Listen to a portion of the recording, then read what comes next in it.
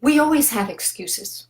We have reasons, good reasons for why we delay, we hold off, we hold back from moving into the next level of our purpose, of making a difference, of sharing our gifts. Good reasons like, oh, well, I'm too busy. I have so much on my plate already. Or family obligations. I'll get to it after my children have grown up, after they finish college.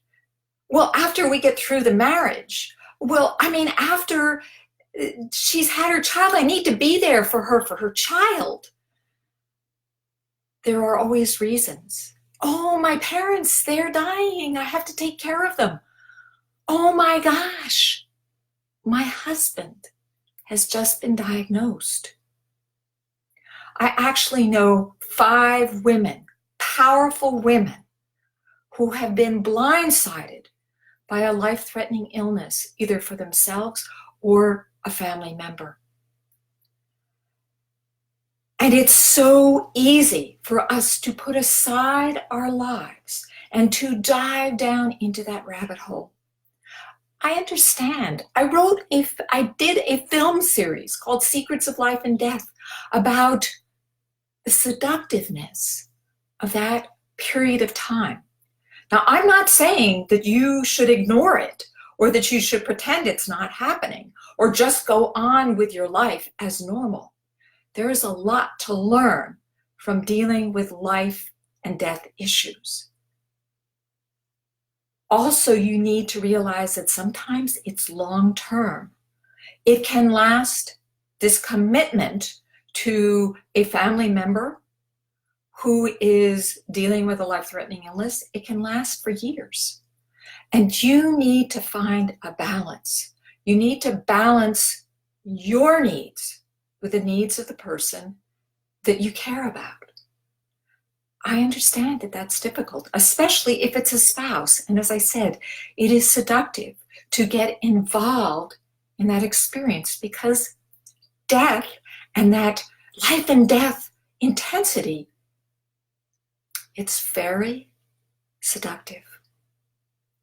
It feels so much more important than whatever else is going on in your life. And yet, you need to have a balance because you can get totally drained, totally wasted if you throw everything into that particular place. Because death is about dying, and you are still here, and you also still have a purpose. And if you don't watch out, you can get pulled into that other realm completely. And then it's very, very hard to come back, especially if it's like 3 or 4 or 5 years from now. I had a client who came to me.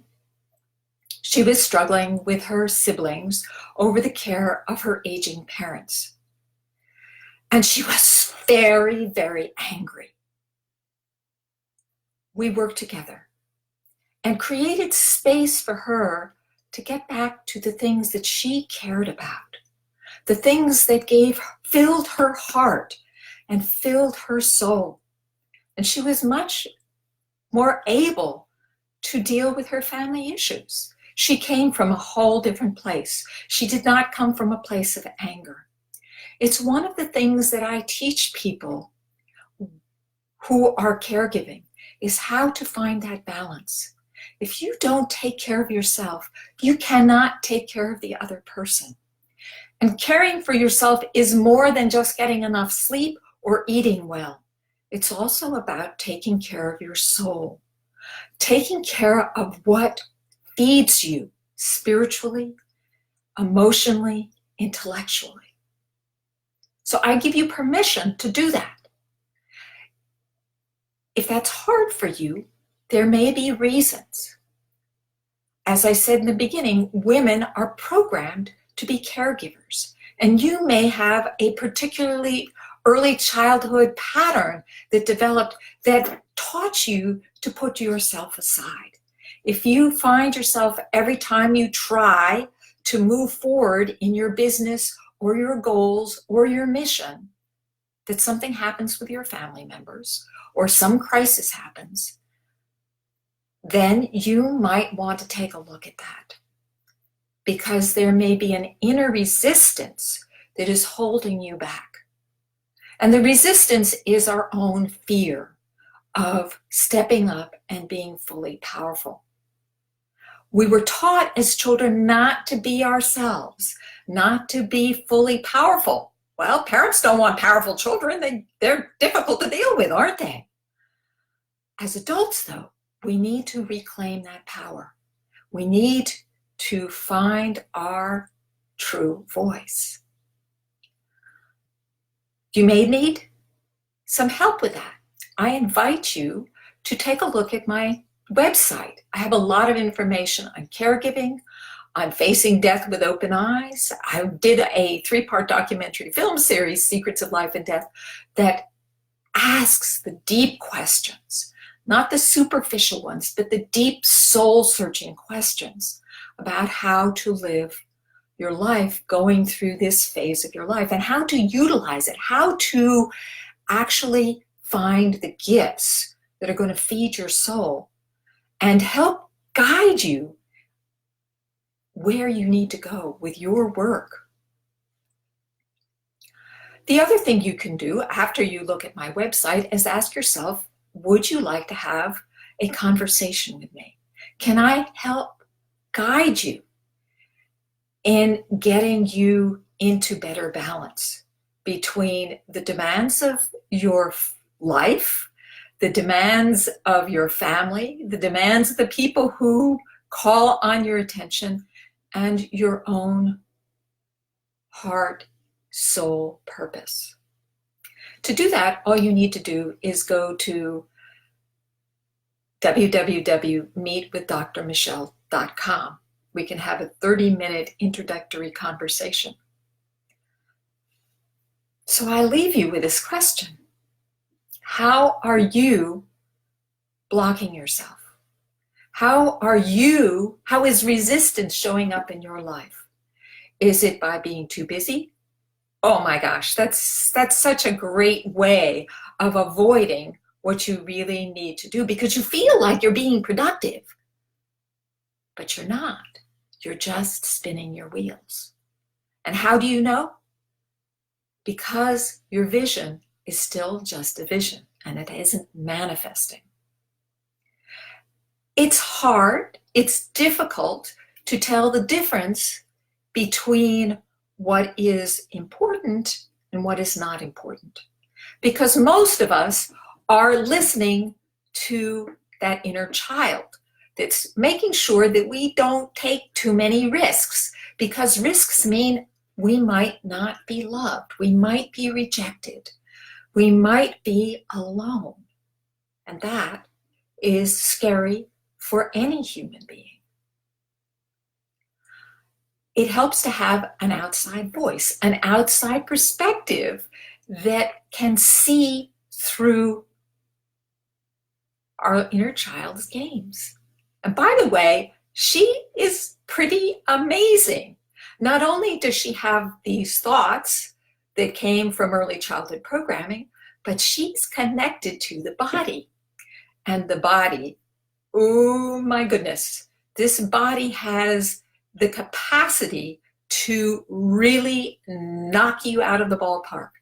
It's a chemist. It has a whole array of chemicals that will, and ways to stimulate your brain that will totally throw you off course if you don't know what's going on. Those chemicals are triggered whenever you feel afraid. And they feel so real, and they feel so powerful, and they are powerful.